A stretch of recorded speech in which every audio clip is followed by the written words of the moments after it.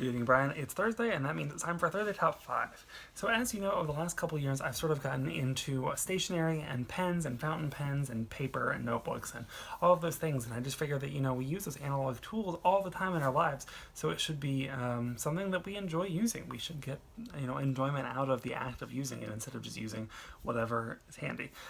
So sort of in that vein, I decided to do my Thursday Top 5 on a company called Field Notes. Now, Field Notes are a company that makes 3x5, like memo-sized pocket notebooks. They're modeled after the traditional kind of notebooks that like farmers would use in their fields to keep track of their crops and rotations and all of that. But they've sort of taken that inspiration and tried to make a modern notebook for all of the things that you need to write down, like to-do lists or grocery lists or notes or things or whatever, all of those little things, but to offload them out of your mind and get them onto paper. But it's also sort of embodying that spirit of really enjoying the tools that you use on a daily basis. So one of the things that Field Notes does is every 3 months they release a special edition that is a different design or a different unique thing than the normal ones. So today's Thursday Top 5, I want to talk about my top 5 favorite Field Notes editions that I've gotten so far. So the first one I want to talk about requires a little bit of backstory. So Field Notes has been doing these special editions for a number of years now, and the first two they did are two colors. One's butcher orange and one's butcher blue. And they didn't make too many of them at that time, and they're really hard to come by.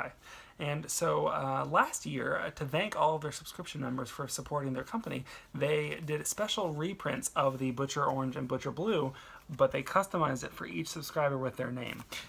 These are obviously not going to, be as rare or as hard to come by as the ones that were made years ago, but it's still just a really cool gesture, and it really shows that they care about the people that are helping support their company and they want to thank us, and that's just really awesome.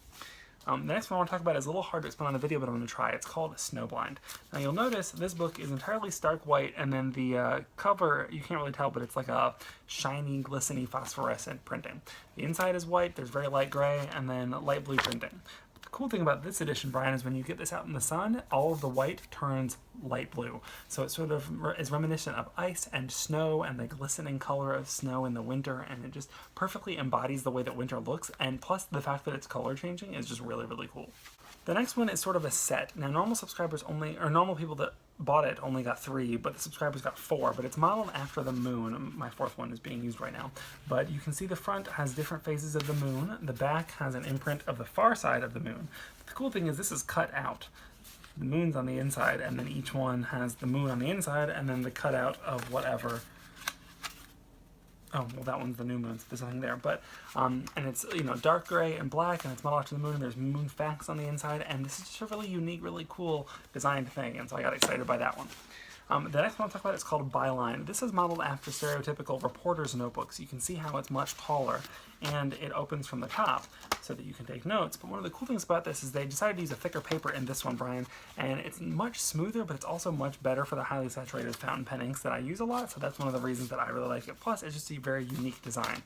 And the last one I want to talk about is called Shenandoah. You can't see all the colors because this one's still wrapped up, but each book is modeled after a tree that grows in the Shenandoah Valley, where the outside of the book is what the tree looks like during the year, and the inside cover is what that tree looks like in the autumn. So you can see the different colors of the books there, and the insides are like bright red and bright yellow and bright orange. So that's just really cool. It makes me think of the forest and trees and camping, and I love that.